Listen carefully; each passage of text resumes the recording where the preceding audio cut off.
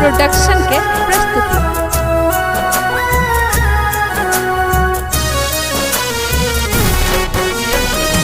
आनी मानी हम नहीं जानी, आनी मानी हम नहीं जानी, अच्छ सपना समारानी के कहिया बनते मिथिला राज्य दरभंगा राजधानी गे।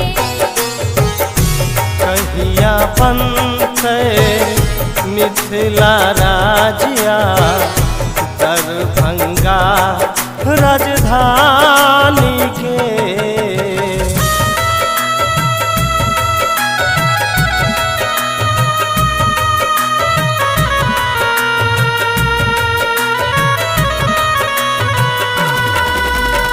Music by DJ Gautam.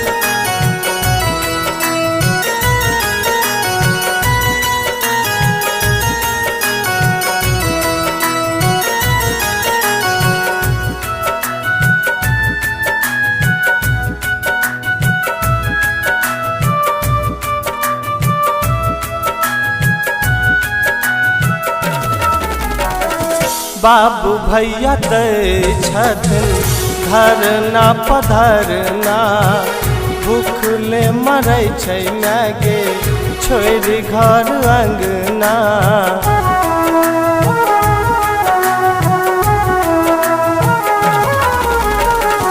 बाबू भैया दै छथिन धरना पे धरना, भूखले मरै छै मायगे छोड़ी घर अंगना। सत्ता में बैसल नेता सबके दीही मैती मारी के। कहिया बनते मिथिला राज्य दरभंगा राजधानी गे। कहिया बनते मिथिला राज्य दरभंगा राजधानी के।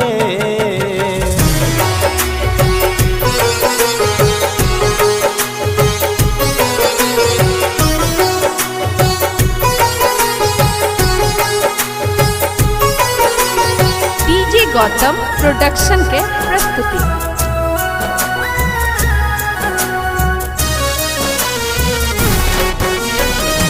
मिथिला के लाल सबके तू ही संभाल गे, भेलो बड पलायन कोना जीतो लाल गे।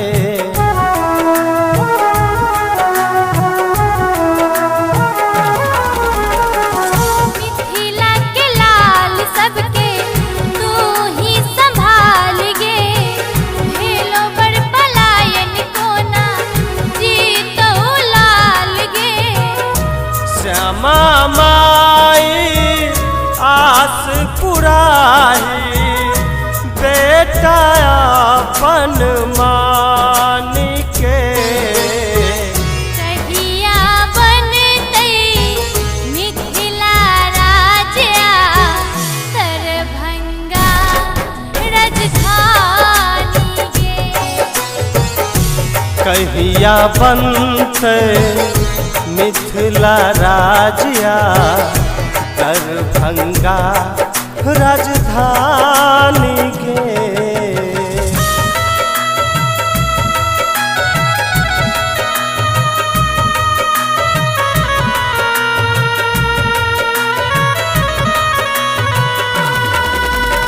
Music by DJ Gautam.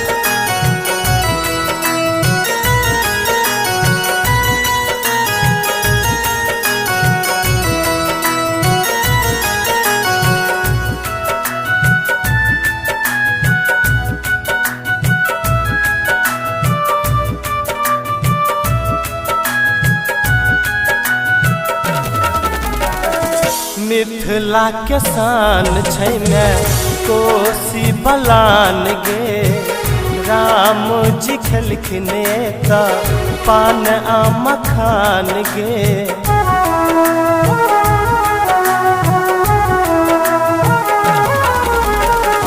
Mithila किसान छै में कोसी बलान गे रामोजी खलखिने ता पान आ मखान गे जनकक धरती हीरा मोती दै छै सोना चानी के कहिया बनतै मिथिला राज्य दरभंगा राजधानी गे